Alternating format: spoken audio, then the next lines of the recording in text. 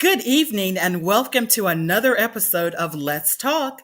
I am Joy Brown, your moderator for the evening. You are in for a treat tonight, so sit back, enjoy, and be sure to post your comments.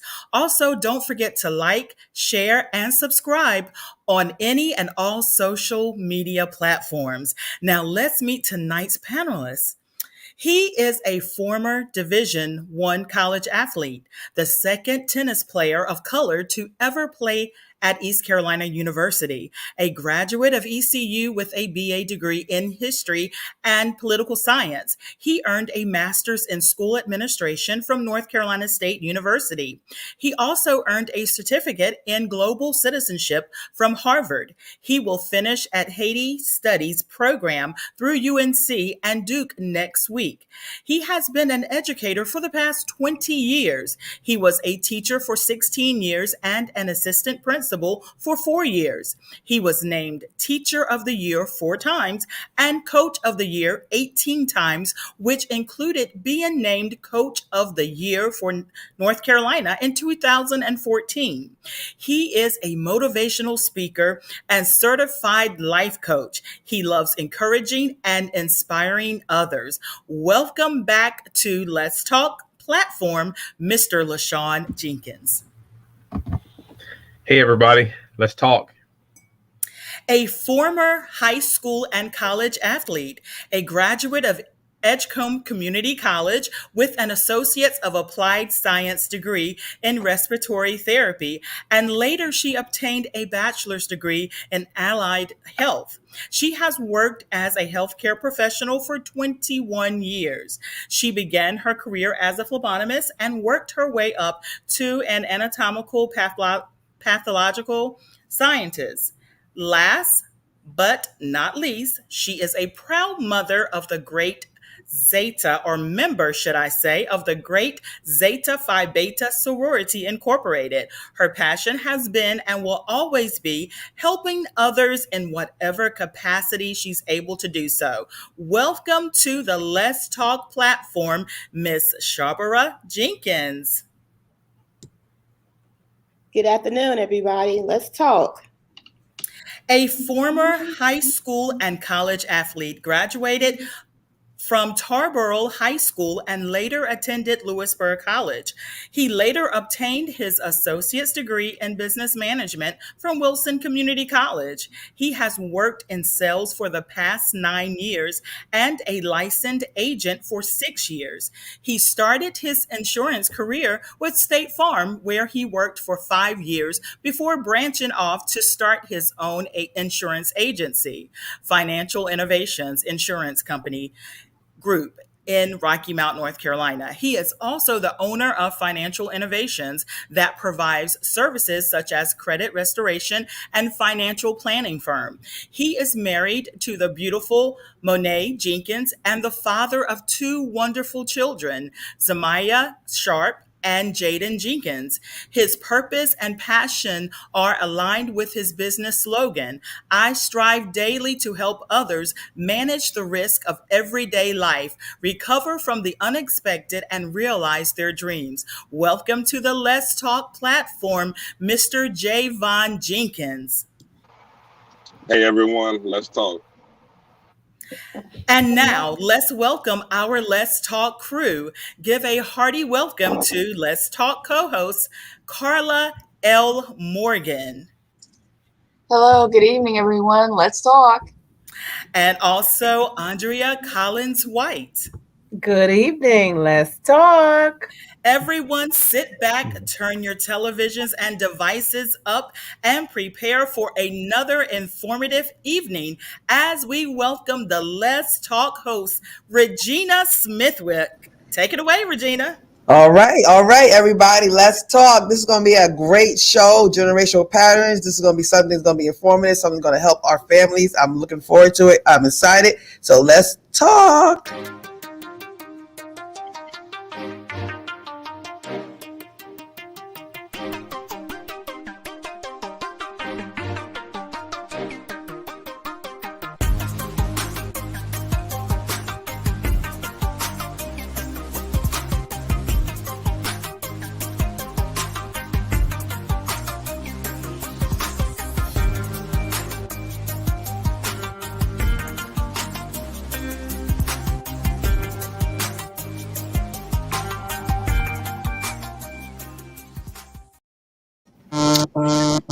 All right, we are back. We are back. So thank you so much, ladies and gentlemen, for joining us today for Let's Talk. I am so excited about today. I want to thank everybody for joining us today. As we do always, I'll go ahead and start with a prayer.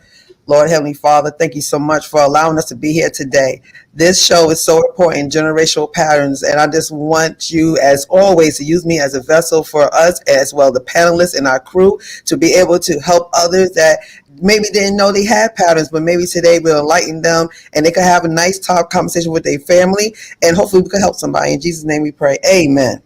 Amen. Amen, amen, amen. All right, so what we're going to do is we're going to go ahead and just jump right into this because I have a beginning. I'm going to start this off with. It's a little different than what I'm used to doing, but I want to introduce to you generational patterns, okay?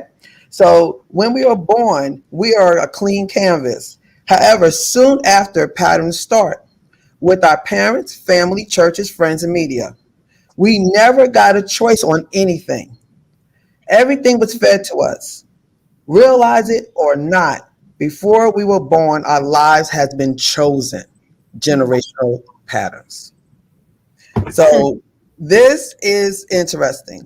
Think about it. So before you were born, your life was already chosen by other people because you don't know anything until somebody tells you, teaches you, or show you, correct?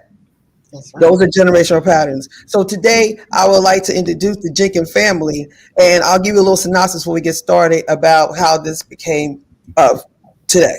So the family actually had a discussion a couple of weeks ago at Sharper's house, and it came into talking about things of their past and things about what they did and what they thought they did or what they didn't do, what they thought they did do. So a lot of stuff just came out, and they just started realizing, like, okay, I didn't realize I did that, and I guess I got it from my mom or my whoever, you know. So we started talking about it, and they're like, this is a good topic because I think a lot of families never question or talk about or realize that they do have things that they do based on their parents or somebody who taught them something, but they never question why they do it.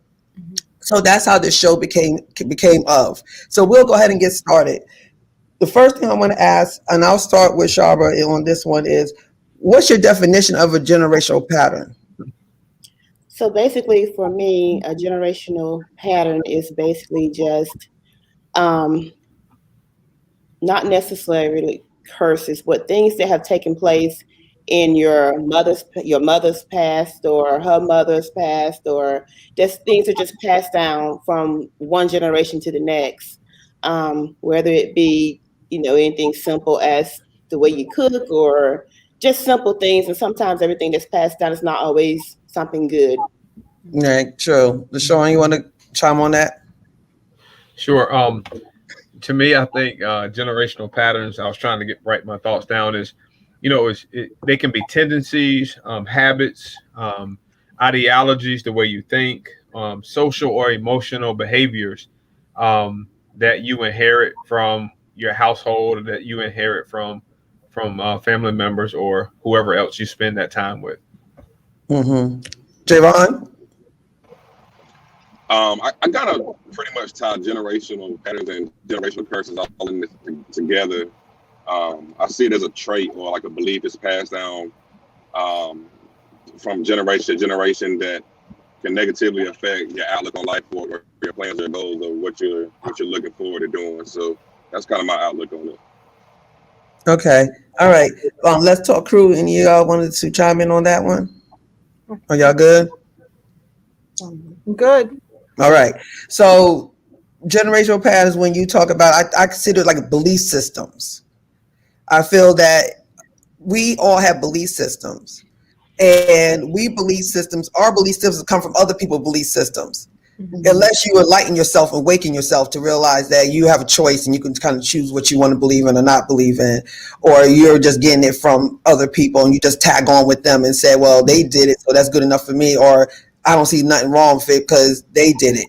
We don't question stuff. So when we talk about that, what are your generational patterns? Like, give me a couple that you could think of that you do have now that we've been talking about it. LaShawn, you want to start? What are some of your patterns that you think you have? Well, I'll kind of lighten the atmosphere a little bit and say that my mom was a clean freak. she was always cleaning the house, even when it was clean. So I feel like I spent 70% of my childhood cleaning up. and so um and so now as an adult, I have adopted some of those same tendencies. I'm always cleaning, straightening, tidying up things. Um, just and I'm just really honestly, and for lack of better terms, I'm really OCD about like cleanliness. Now I'm not like a germophobic or anything like that, but when I feel like that things are not in their place, I have to like hit pause on everything. I have to so what that translates into in real life is I'm very much like order oriented. I can't function out of a system. I always have to have a plan. I can't shoot from the hip. I can't freelance. And so if you say if my nephew Jayvon say we meet at 12 o'clock and he calls me at 11:55 and say something came up, that drives me crazy. And so I'm a system guy. So what it is, and so can I just put it in layman's terms? It's kind of made me kind of anal on some things. You know what I'm saying? And so I think that was a learned behavior that I learned growing up in such a structured household. Yeah, that's understandable. Jayvon, you want to say any of yours? I think I got a few from my mom. My mom was always big on peace in the house. I always been quiet, everything been organized as well. So by 9 o'clock, we had to be in our room. We couldn't go downstairs. We couldn't get anything to drink. So after 9 o'clock, if you was thirsty, that was pretty much that was it until the next morning. We don't have to pour diapers on them now. Don't be trying to. Exactly. And now every time my kids are always in the kitchen trying to get something to drink. They want to learn how to cook now. And it drives me absolutely crazy. So it's a generational pattern that I'm trying to learn to change so I can kind of teach them how to cook and allow them in the kitchen a little bit more so they don't go through what I went through. Look, seeing that we have the other person on the other line. Hey, Mom, you want to chime in on that one? Look, so hey, I learned it from my mama. so basically, some of the same things that my brother just touched on. We came from a home where cleanliness was next to godliness. So we had to have the house clean every Saturday morning. You got up, you clean. She was very, very big, and this is a very good generational pattern here. She was very, very big on education. She did not play about our grades, going to school, things like that. So that was definitely I shake your head, but yeah, that's definitely a blessing. And one other thing that I feel that I inherited as a generational curse was like not feeling like I owe my kids an explanation when they ask me questions. I'll just say because I said so, and that's the end of it. So that's some things that I have had to learn to kind of break or change, So, I mean, and then I guess this is kind of cool because I can ask the child, Jayvon. So when your mother says that to you, what are you doing different with your children? Or are you doing the same thing that she did with you? I pretty much, when I had a son, kind of made me realize like the generational curses we had in our family. So now I'm more open to him asking me questions. When he asks why about a certain situation, I'm not always because I'm your dad, because I'm the adult. I'm open to actually explain this to him, to actually inform him on why I'm making this decision, why I'm telling him to do this thing instead of just because I'm telling you so. So that's one thing I definitely realized we had in our family. But when I had my son, that's when I really realized it was a generational curse in our family. Oh, okay. All right. So when you're talking about your generational patterns, what made you decide, like, let's talk about the conversation that we had at your house that kind of started this whole thing. So it was a couple of things that y'all brought up that I thought was really, really interesting. First thing I brought up was Jayvon was saying that, he felt that you was loved, but you wasn't shown love. So talk about that a little bit.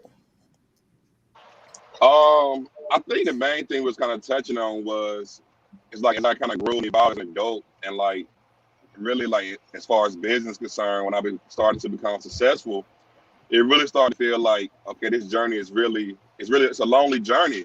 And I feel like when you become successful, when you start to kind of make something of yourself, people forget to check on you.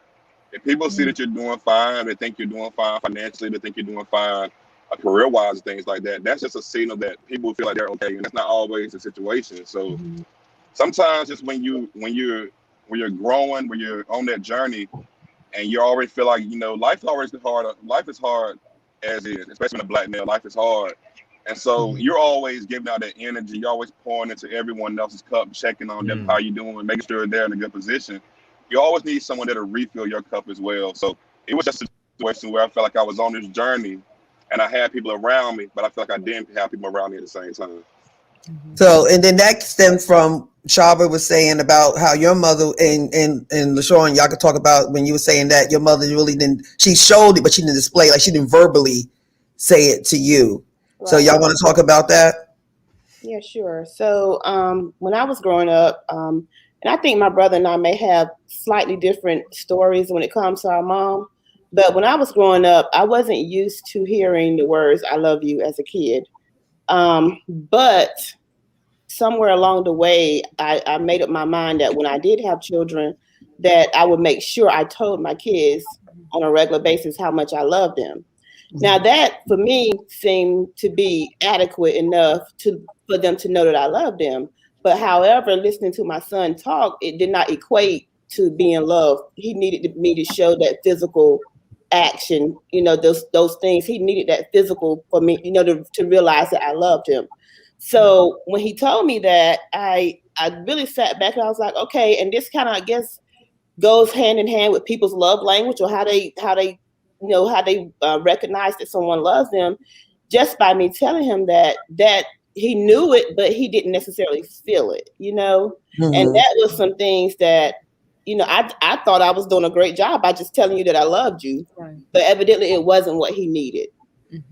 Okay, good point. So, LaShawn, what about when you were talking about your mom and the way you and Sharpa sort kind of different ways of how you interpret your mother?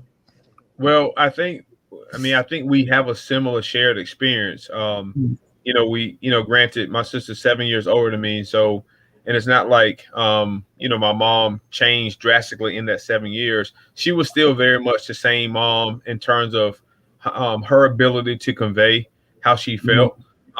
Again, I spent a lot more. I don't know about my sister. She can speak to it, but I inquired a lot, especially my mom's, I would say in her final 5 years on earth. I inquired a lot about her childhood, and what I realized is that she loved us the way that she was taught to love. And so she loved us the way that she was shown. So she didn't know any other way. So paying the bills, protecting us was, and just making sure that we were okay. I think that's how she knew to love. And granted, again, for me, I'm not going to say like that was all I needed, because, much like, my nephew, I don't know, maybe it's just how we're wired, but I mean, I just took that style and ran with it, so it's like, you don't know what you lack until you don't have it, so to speak. And so it took me years later to realize that, like, okay, like, yeah, I needed that strong mother figure. I needed that protector. I needed that motivator, which, what was to me. But I also realized that, in talking that book, I realized that parts of my love tank was empty because it had not been really filled in that way. And so my my mom, the first time now granted, I can't count when I was really young, but I remember the first time my mom told me that she loved me. I had just I was like 18 years old, and had just moved into college. And the powerful thing was when she said it on the phone, and it kind of shocked me. But to me, the disturbing thing was I really struggled to communicate it back, because it had become a pattern. You know what I'm saying? It's like you didn't know how to communicate those emotions, which now as an adult, I over communicate like my emotions to people, because I understand that that's a pattern. And so, and that's one reason why not. And people might offer pushback on this. And I know we use the word patterns, we use curse, but I don't use the term curse, because I think that these are not permanent states. I think that when you come to the acknowledgement that, like, this is what has hindered me or held me back, or this is what has has broken this relationship. The moment that you take up your own cross, so to speak, and begin to Mhm. fix and repair those things, it's no longer a curse anymore. Now it almost becomes like a victory, as you begin to Mm. repair those things. And so yeah, much like my sister said, we very much. I had to learn how to communicate feelings. I had to learn how to communicate. Period. Believe it or not, I ain't talked much as a kid because it wasn't really a lot of talking in our house. it was you cleaned up and you went to bed. That's right. So yeah. So we wonder why Jayvon was in bed at 9 o'clock. Thirsty. See, but that's what we do. Yeah. And that's a great example of a parent that you didn't question. You just said, well, this is how it is. You do this. And then when Sharpa had a kid, she's like, well, that's what you do. You clean and you go to bed and you don't go in my kitchen. Like, that's what I was taught. And that's what everybody, you know what I'm saying? Right. So that's things that we wanted to awaken and let people know that, we're not saying it's wrong. We're just saying, just think about what's going on and say, is that right for you? Right. Is this what you want to do for you and your children now? You don't have to continue to do what you've done because somebody did it to you. Right. You know what I'm saying? And Shawn had said a great point. Your mother only knew what she knew. Right. Mm-hmm. She only knew what her mother did to her and what her mother did to her. You don't know how far this goes back. Right. And believe it or not, each generation probably did better. Yeah. So imagine 4 generations back. Because remember, y'all did better. So imagine y'all did a little bit more and a little bit more, and look, so now Jayvon's doing a little bit more, and he's doing so his kids gonna do. So I think it has improved. But think about it, we all have this. Nobody's for fair game. Everybody's fair game on this one. We all got something. Because I guarantee you, everybody on here has something they do, their mother do, Sure, or their father do. And we never questioned it. We just did it because we love them and we felt, well, y'all are protectors, right? So y'all gonna we're gonna just do what you said because you raised us. So why would we question what you do? right.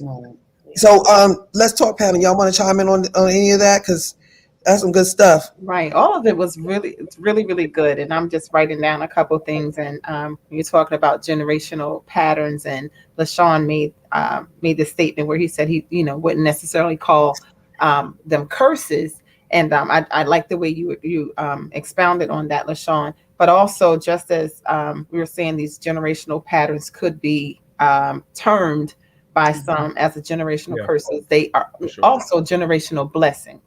Right. So, just as there were some things that you've learned that now, as you're in adulthood, you would say, well, maybe I would have done that differently, or I'm doing that differently, or I wish mine would have done that differently. Now, looking back, I'm sure there are also tons of generational patterns that you have, taken on, that you practice every day, that, that are a part of your life, that are definite blessings to your family. I'm sure of it. Like in my family, I know there's tons and tons of things that I think we could have done maybe differently. But then there are things that I've done and I've passed down to my children, and now my son is now doing it with his son. So, and it's prayerfully will be generational, and I'm learning from some of the things I've shared in, past shows, things that, like my daughter is doing now as she's an adult that I didn't do at her age.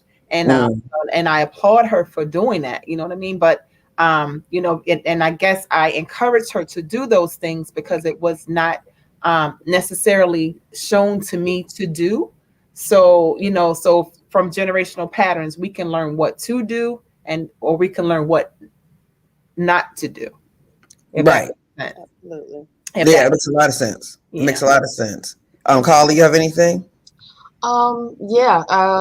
Generational, I don't know if this is this isn't a curse. I think it's a pattern where you're, when families are used to a certain way of life, as far as, going to school, going to college, getting a degree, going to a job, working a 9 to 5.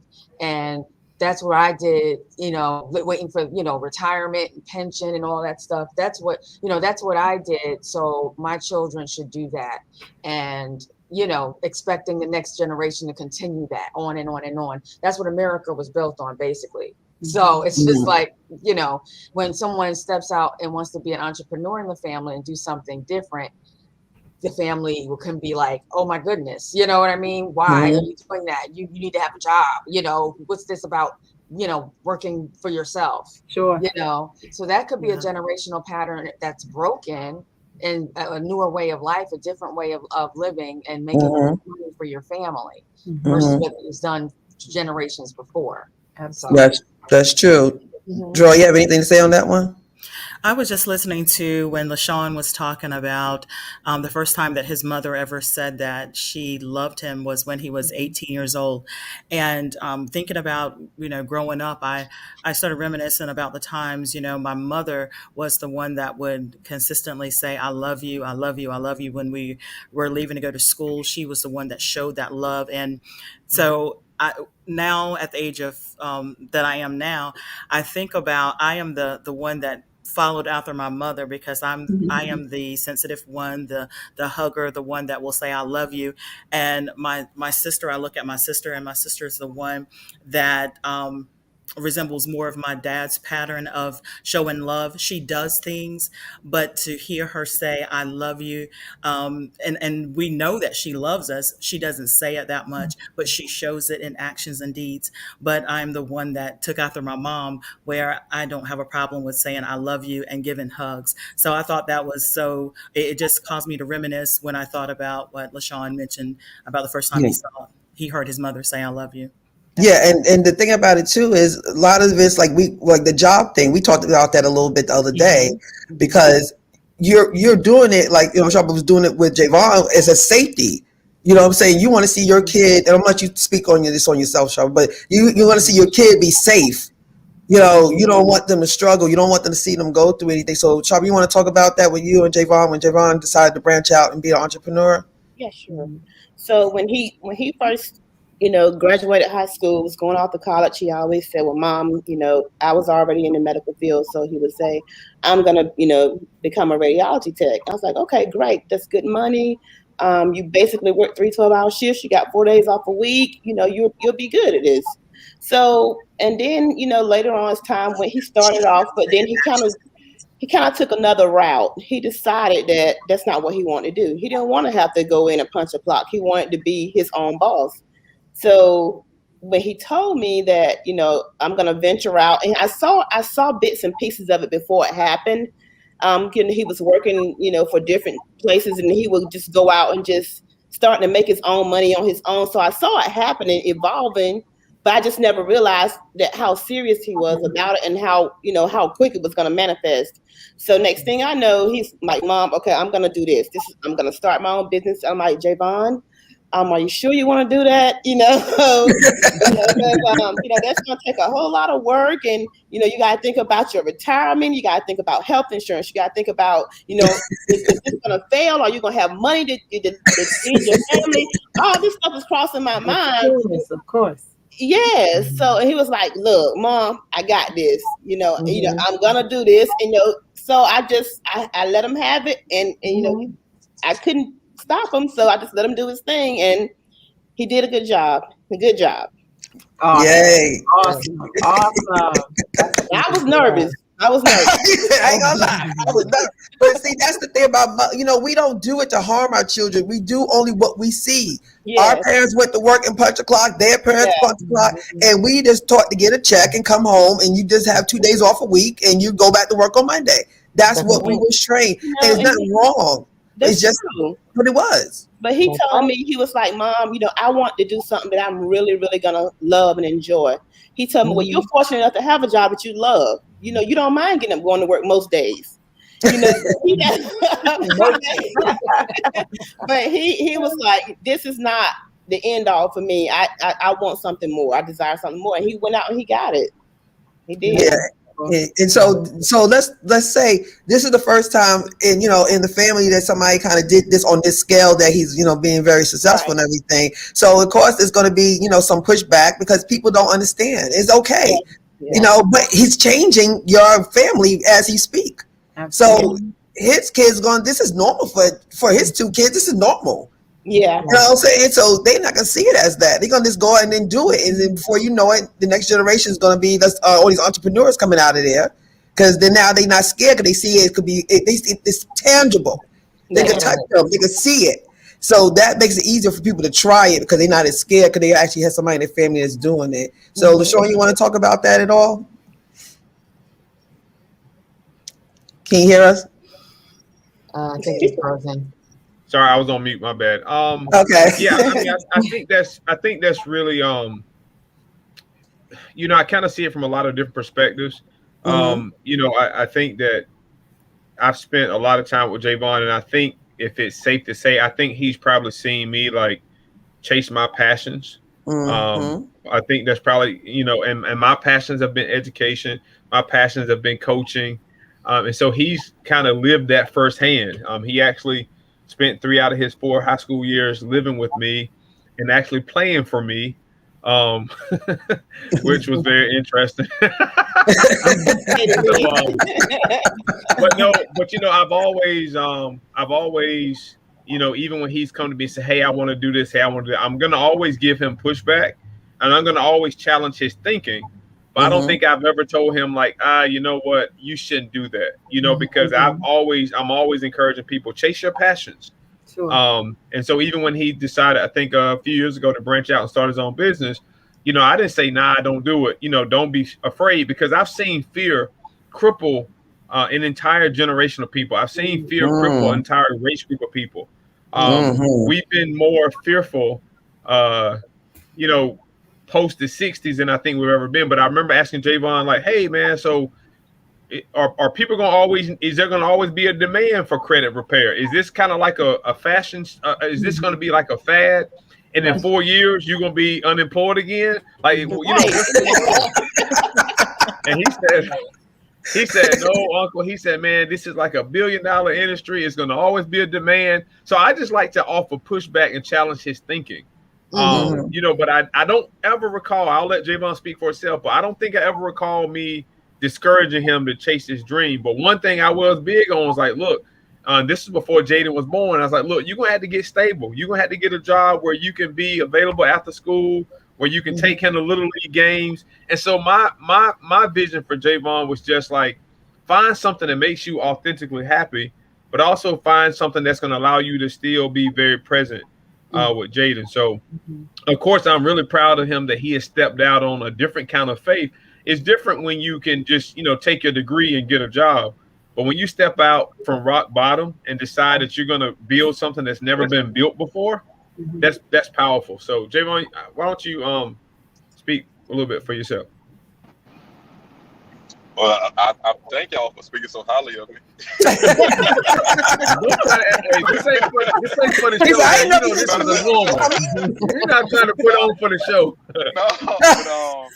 But really, like my uncle said, a lot of my passion I got from him. I was around him a lot of my time in high school and growing up. So he was passionate about every single thing he did. So I always kept it in mind, and he really motivated me with that.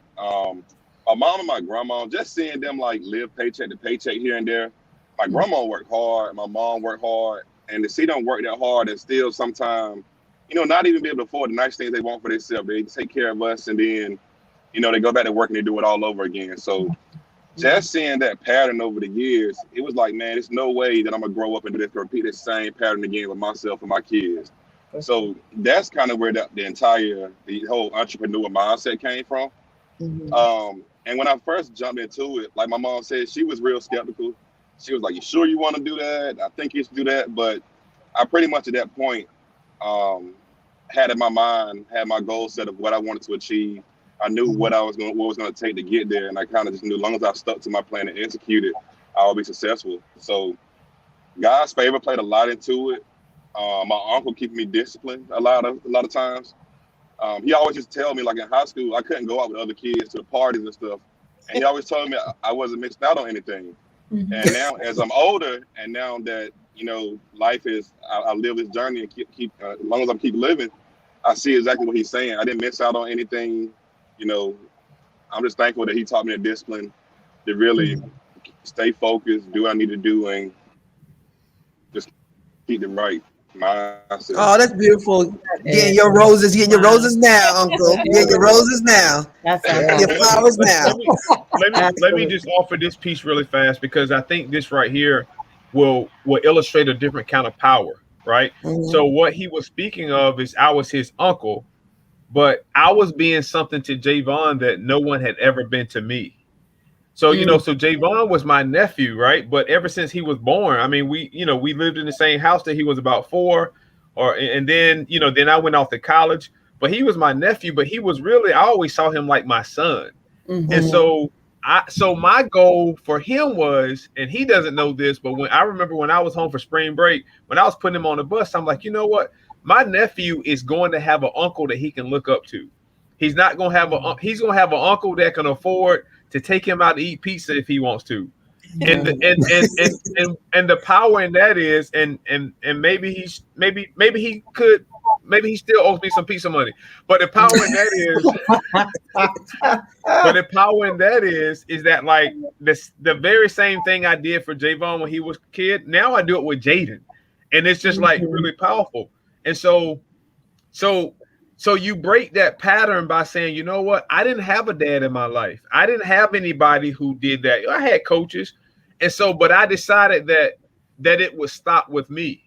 And so I'm hoping that in some of those conversations that we've talked about, in some of those times that I know Jayvon was really mad at me because I wouldn't let him go to a party and I wouldn't let him do, because I always told him, you're going places where the other kids aren't going, so you can't do what all the other kids are doing. Wow. Woo! And so I hope that So in powerful right breaking there. that pattern, in breaking that pattern, that liberated him to at least arrive at a point where he realized, like, you know what, like this won't, because like this was just my uncle being mean.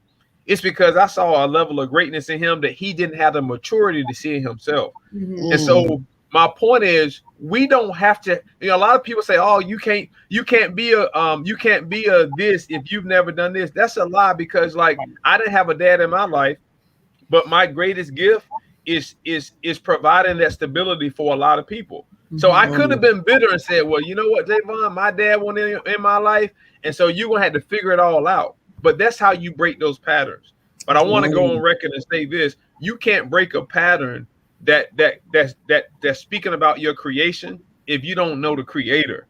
And because I was able to be fed from a different source, I was able to pour into him with a different source. Good. Not knowing when he would get it, but I knew About to throw one day something, about to throw something. Come on. Come he through would here, get it. LaShawn. So I just had to throw that little Thank bit you, out. I'm caller. sorry.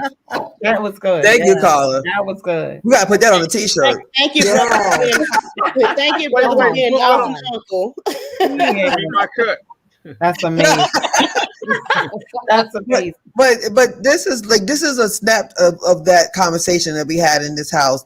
Let me tell you how beautiful this conversation was. Like I said to them before, I was like, thank y'all for allowing me to be there, because that was something that was really for the Jenkins family, and for them to allow me to sit there and be like a fly on the wall, to hear them talk to each other. And the thing about the next thing I want to talk about is the process of doing this. And what they did was they had a conversation. They sat there, they let each other talk. They were loving about it. They, they shed some tears, but they were not tears of, they were just tears of just like, just expression. But they loved on each other. They hugged each other. They said they were sorry to each other. Shaba and Sean talked about, their mother, and they were talking about they were sorry about how things happened. It was beautiful. And that's a lot of us cannot do. A lot of us don't know how to do that. We are too busy trying to hear the other person and let them finish to get it in what you got to say. And you going back and forth and doing the argument thing and, trying to say who's right and who's wrong. They was basically saying, you know what? I didn't know, Jayvon, I did that to you. And I'm sorry. I thought I was doing this, but I didn't do, it was just so beautiful. And I think that's what us families need to really start doing now, is sitting down and just having conversations. Is not no right or wrong. It's just saying how you felt and what you did, and you just didn't understand what you did, and you're apologizing now for what you did, and the other person is receiving it and they took it in and understood that.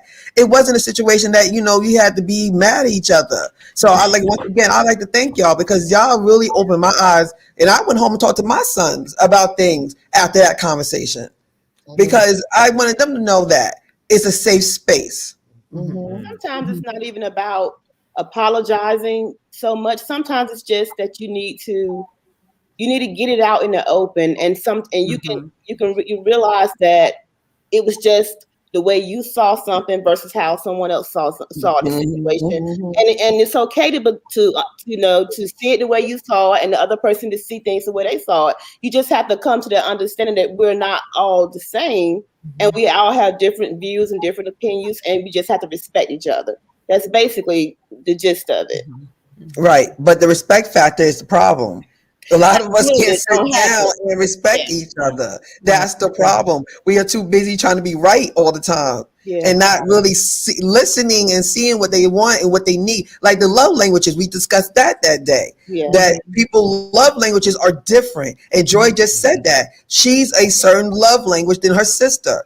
They both love each other, but they show it in different ways. You cannot try to make another person change their love language. You got to understand how they love. Right. That goes across the board. It's not just in a relationship with a loving relationship. It's with your friends. It's with your families, with your mom and dad.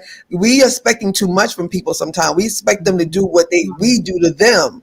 Like, some parents, they're like, well, my mother don't she does love you. She only showing you in the way she only know how to show you.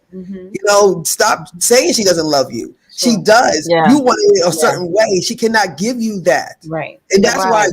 you're getting upset in your life. You're talking about, I ain't have a good mother. Yes, you did. Yeah. You just got to understand where she's Yeah. coming from. Absolutely. Yeah. When you say that, Regina, it took me as an adult to realize that when I was younger, I honestly thought my mom didn't love me because I never heard it. But it took me to realize as an adult that she did the best she could with what she knew, and that the way that she showed her love for us was just the way she was taught, just what she knew. And it's ironic that my brother said that he was 18 when mom told him for the first time that she loved him. So was I, 18, and I was on my way to college. And that's weird that happened like that. And when she told me that, I had kind of the same reaction that he did. I said it back, but it just felt so weird. It just felt so unnatural to say it because I wasn't used to being told that by her, and I definitely wasn't used to telling her that. So that was the beginning of something that trust. It helped us get on course and kind of help us advance and over the years, and being able to talk to each other about how we felt towards each other. So that was 1 hour our opening moment, the beginning of it anyway. That's good. Carla, you got some comments? You want to go ahead and chime on in and then we'll get ready to wrap up in a little while. Okay. Absolutely. Sheila Robinson says, "Good evening, ladies." So she wanted to Hey, Sheila. yes. Kel J. Gray, hand clap emojis. I guess she was responding to the conversation and laughing at some of the anecdotes. She also says, Kel G. Gray, "That's hilarious. You cleaned up and went to bed." So the next day you shouldn't have anything to do. Yes. Steve Dennis says, "There are many victories when one becomes the change he or she wants to see." Yeah, very true. Very. Sheila Robinson says, "I can relate. I knew my mom loved me, but she didn't show it physically, nor did she say it. Unfortunately, it has transferred down to how I interact with my oldest daughter. But I had to break the cycle because I seen how the lack of display of love affected her negatively." Wow, Sheila. Yeah, it happens all the time. This is very common. Yes. And she says, "I wish I had an uncle like you." Oh, I'm a rent uncle. Hey, bro, we might be on to something. We can start Exactly. Party. What a word, sir, for Sean. Yeah, Sean, yeah. Sheila Robinson says, "So true, Gina, when you were talking about it." And Gina, that hit home.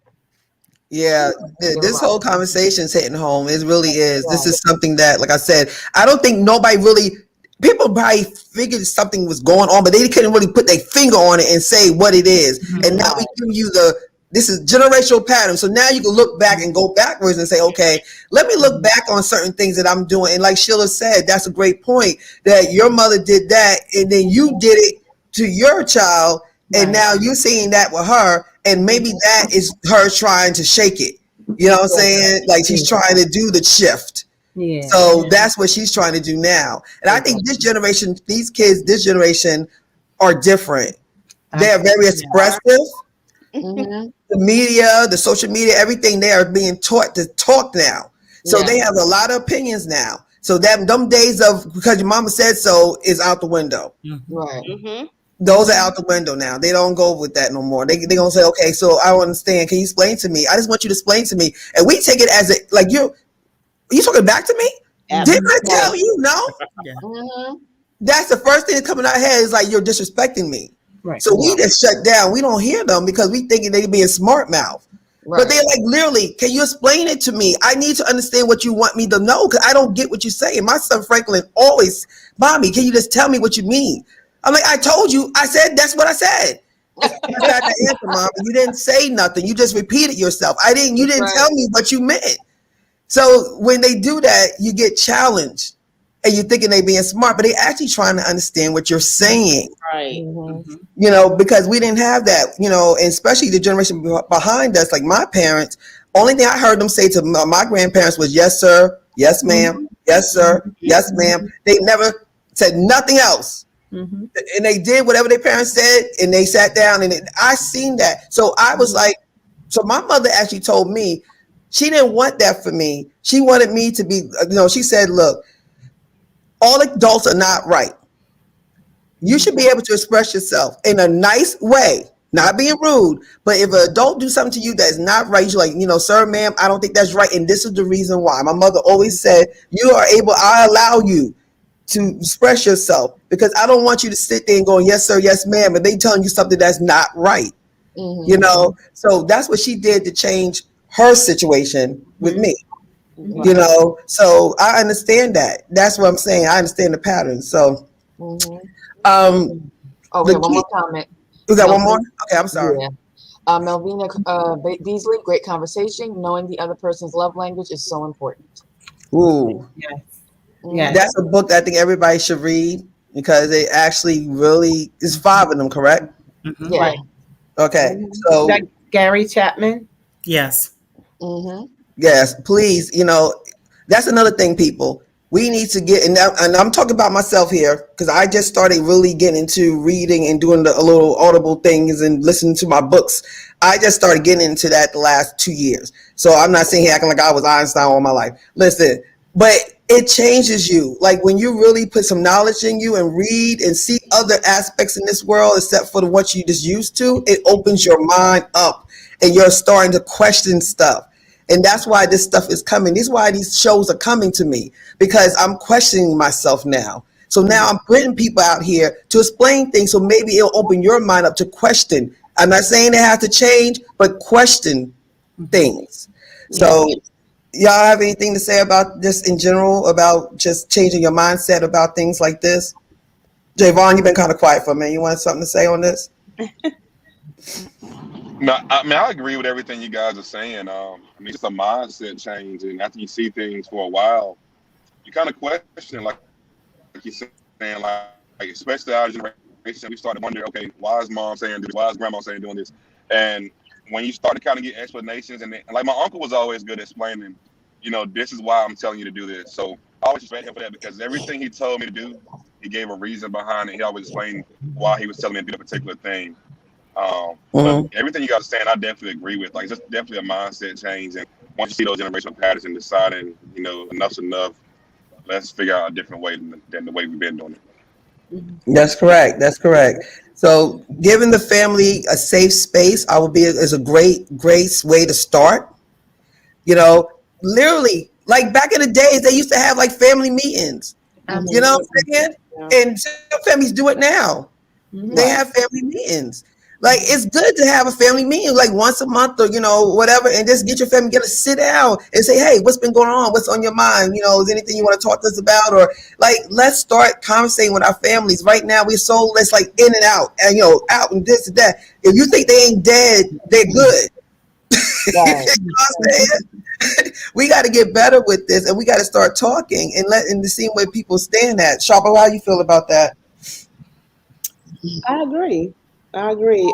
Having a safe place to express yourself freely without judgment, without someone just not respecting what you have to say is a major factor in trying to break some of the generational patterns that we as people deal with every day. Mm-hmm. So I think that's the gist of it. I really think that if people would just take the time and not just hear what they're saying, but actually listen and try to understand their Mm-hmm. point of view, and like you said, open your mind, then Mm-hmm. a lot of things could be avoided. A lot of issues can be resolved just Mm-hmm. by really opening your mind to what the other person has to say. And with that being said, I would like for myself and my brother, and we'll get some other family members later too. So we're gonna start to have maybe this thing on every 3 months, a quarterly meeting with the family. Those of us that are receptive to it, to just come together and discuss things. Oh, see, there we go. There you go. You heard that live. All right, now, but that's what I was going to say. That was my next thing, and you kind of answered it. So after that conversation that you had, what's going to be different? And obviously, Sharpa just said that's what she wants to do. She liked what happened, and she wanted to continue the conversation going. So, about Jayvon and LaShawn, what do y'all want out of this, especially after y'all had that conversation that day? Well, for me, and it's funny because we always seem to have those conversations at like gatherings. They're never planned.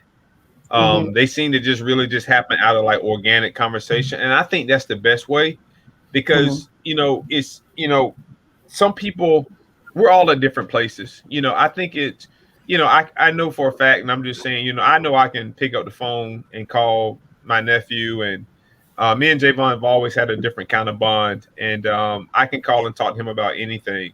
I can call my sister now and talk to her about anything. We haven't always had that bond, but again, like I said at the family function, I didn't point fingers. Like I decided that what, like let me try to do some repair work.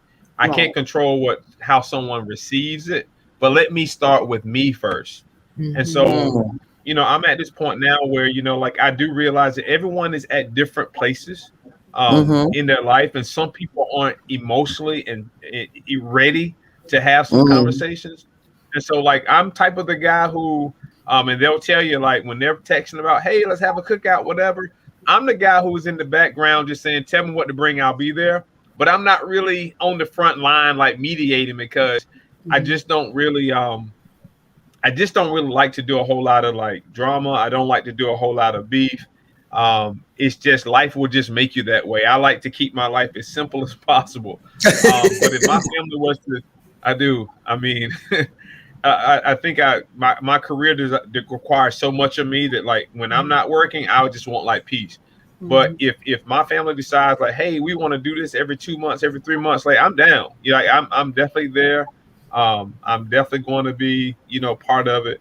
But one thing I just will say is that like I've had to coach myself. It's funny how, certified life coach. Well, sometimes that life coaching starts with self. I've learned that we're all at different places for different reasons, and we have to acknowledge that other people are too. And That's so true. that conversation that you're ready to have today, and that person say I'm not ready, well, you got to respect that timing. Because if you've got two unequally yoked intentions that are going forth at the same time, then nothing good can come out of it. Like so Regina, at my sister's house, I mean, goodness, it was almost, me and my sister have never talked about my mom since she passed away together until that day, and that was almost 3 years later. But the timing was present. The timing was right for us both, right? That's true. That's metamorphosized into something beautiful and something positive.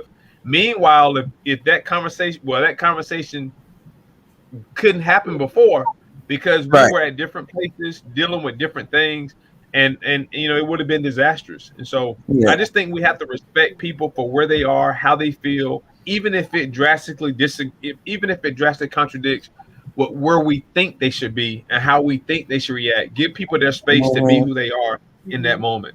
Absolutely. Yeah. Especially the journey. Like everybody's journey is different. Everybody's journey is different. I think out of love, you just want your family to be in a good place. But like you said, everybody's not in the same place at the same time. But I guess if you just drop a little nuggets on them and let it ponder and just let it sit there, Right. and then they'll pick it up when they're ready to pick it up. But at least they'll hear something new. See, that's the key. You can't really push people, but you got to get them nuggets so they can at least have something to think about to try to change. Like if they don't know anything else, they're going to keep doing what they're doing. But if you don't push it on them and say, just drop it there and just walk away, and then they'll pick it up because you're not pushing them to pick it up. Right. So I think that just teaching them a little something, but just letting them do it on their timing, on their own time, will work. But you're right about that. You're so right about that part. Jayvon, you have anything you want to say about that? I do. I think the main part of the whole conversation is just having the want to. Like people got to want to be willing to change. People have to want to have that deep conversation and be able to understand the other person's viewpoint. And I'm thankful for it. Like I told people, like me and my stepdad, we have a lot better relationship now. And it was just about, he just didn't know. We never had a conversation before. So as I sat back and thought about it, he was like, man, I never knew you felt that way. And just one simple conversation kind of changed our whole relationship. And on my end, it's good to have those conversations because like you'll grow up like my uncle, I think it was either my uncle or Regina said, you'll carry that stuff around for years and you'll be a broken boy in a grown man's body. So it's good to be able to have those conversations and get that stuff off your chest, and everybody can work on fixing things on their end and giving a collaborative effort on it. That's true. You hit something on that, Jayvon. That's true. It's a lot of, what do you call them? What kind of men are they? Boy men or men boy? What do you call them? That like little boys in men bodies because they never had things taken care of. It's internal. Yeah. All their lives.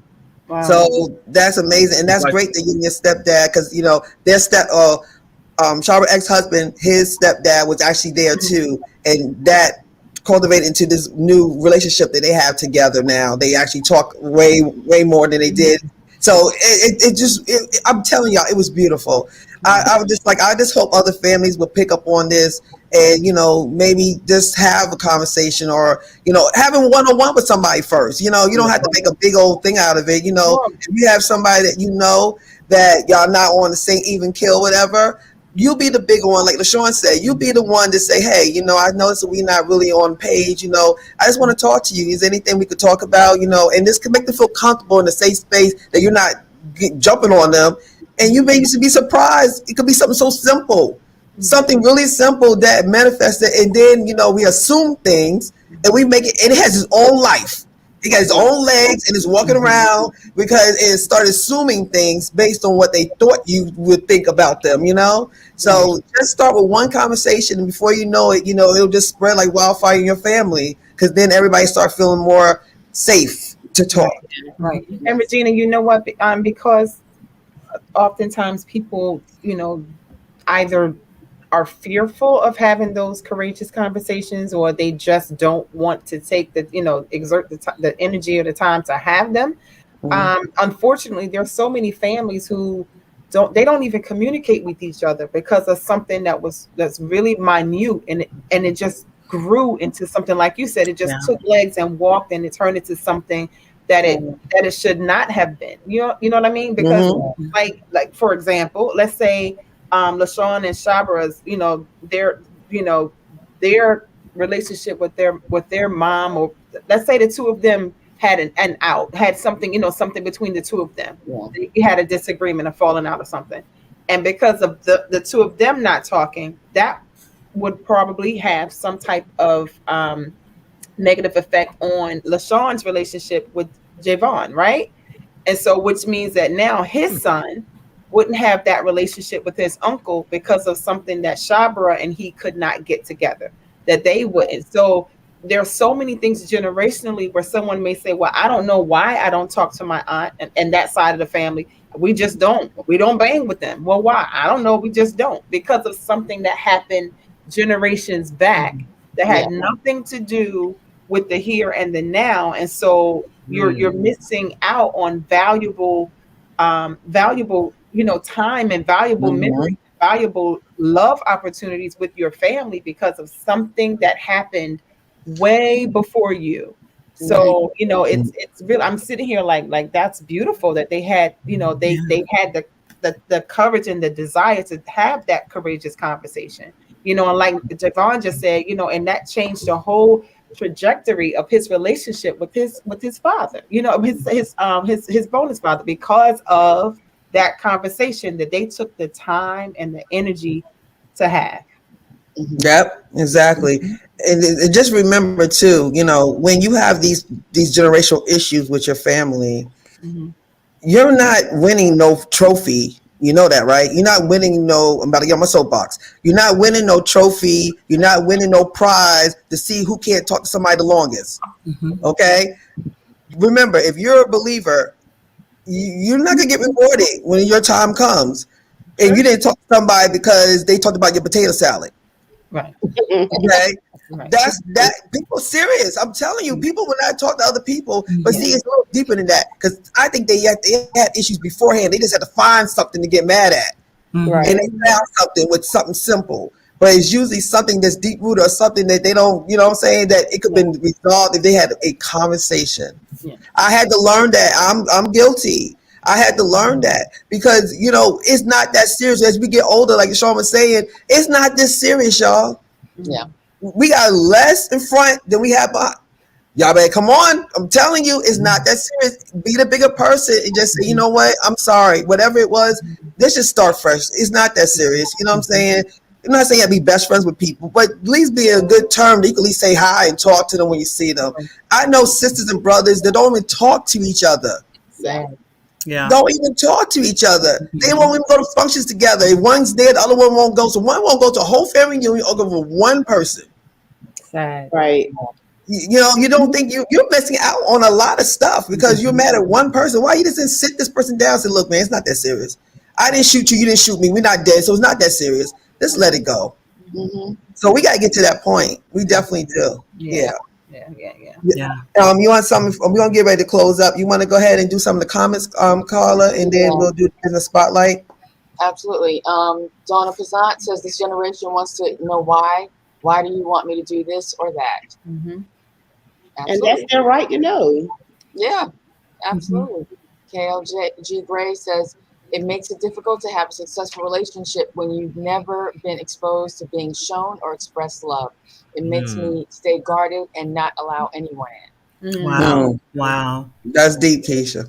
Yeah. Donna Pazant says, because I said so was good enough for us. Yeah, those days are over though. On their way out.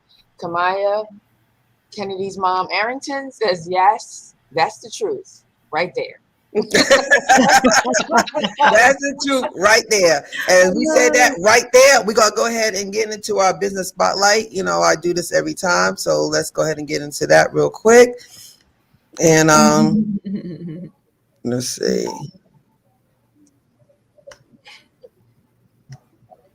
All right. So our business spotlight today is Ayana Glaze. And she has, it's called Woven, Women of Vision Engaged Now. She is actually a premier coach for women, and she helps you with your vision. She helps you with your website. She helps you to kind of create your image, your branding. So if you need anything that you're trying to do with podcast, author, ebook, or just having a brand for any of your business ventures or anything, so please contact her. She is really, really good, and she actually does other stuff too. She actually is a creator of jewelry, so she does like a little bit of everything. So you can find her on Facebook, and you can find her on Instagram under Woven, Woven. Awesome. All right, I'm back. So next up is a mug giveaway. So not the last show before last, we actually had these lovely mugs that we have, the Let's Talk mugs, and we actually had a little giveaway. So what we did is asked for my closing. I was looking for a new closing to close my show out, and I was saying that if you could give me something to use, I would start using it for my closing. And we actually had two people that actually I could bind your sayings to do one. So what we're going to do is I'm gonna do it at the end of the show. But the persons who was a part of that was Carla Stay and Nanette Glover. So Nanette and Carla, y'all will be getting these lovely Let's Talk mugs. And you're now going to hear me say your ending on every show. So thank y'all so much for getting into that. And for this week, we're actually doing the mug for the first comment. So Carla, you can tell me who had the first question or the first comment or question. That's what we're going by tonight. And then, all right, the first comment is, that's hilarious. You cleaned up and went to bed. so Keisha, you are the winner of our mug. So thank you for being and she's always on every show. So Keisha, thank you for being a definitely Let's Talk member. And I appreciate you. And she's always commenting. She's always giving questions. So we do love you here. So Let's Talk. You will be receiving a Let's Talk mug. So I will get with you this week, and we'll make sure that you get this mug. Thank you again. I appreciate that. Yay, yay. We got regular listeners. We got regular watchers, y'all. Yes, that's what I'm talking about. All right. So, and always remember, please, if you cannot watch us for any reason, you could actually listen to us. We do have a podcast. It's on Anchor FM. We're on Google Podcasts. We're on Apple Podcasts. We're on Breaker. We're on all your platforms. So if you cannot watch us, you could actually tune in, drive in, just go to your favorite podcast, look at Let's Talk 1943, and you'll pull us up, and you can hear these shows as you doing stuff at the house, clean your house, whatever you're doing, you can listen to it. So you never have an excuse. You can always watch or listen to us. So we don't like so our next topic and next show we're going to talk about is on Sunday, is on August 22nd. And that show is called Mental Fit and Fitness. We're going to be getting ourselves together. We're going to, the fitness thing, everybody's trying to get themselves together. So we're going to have some people that come and talk to us about actually, doing the fitness and what made them decide to get their fitness together and their fit and their mental. Because the mental is first. Yeah. You have to have your mental together before you do any kind of anything with, weight loss or anything that you want to change your diet or you want to do working out. It starts here, because if you just like, I want to do it, it don't last. You got to work here. So we're going to talk about all of that on the 22nd at 7:00. All of that we're going to be talking about. So I would like to say this show has been fabulous show. I would like to thank the Jenkins family for opening up, first of all. Second of all, exposing, yourselves and being truthful and transparent. And I really appreciate this. I don't take it lightly. A lot of people would not do this. So I really appreciate y'all doing this. So we're going to go around the horn. I will let y'all say your goodbyes, and then we'll go ahead and close out. So Shara, you want to speak? All right. Just want to say thank you to everyone that took the time out to watch the show today.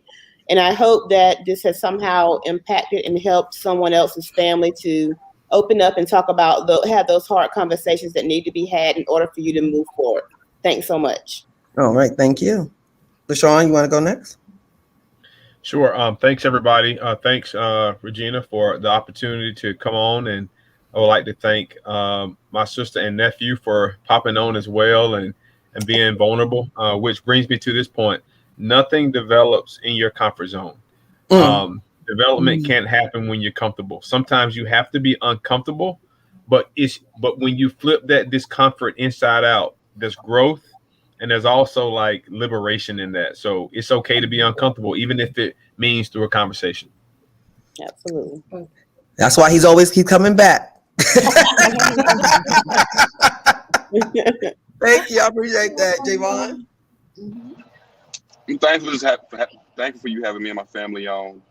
Thanks for you being there and just kind of mediating that conversation we had, because without you being there, it probably would have never happened. So we're appreciative of you guys, you and Carl being there, everyone else. We're thankful for you guys having us on the show. Really appreciate it. And hopefully we can just somebody can use our story and communicate with their family, and they can help have a conversation that they've been needing to have for a while. So hopefully they can use us as a token in their everyday life and use it back within their own families.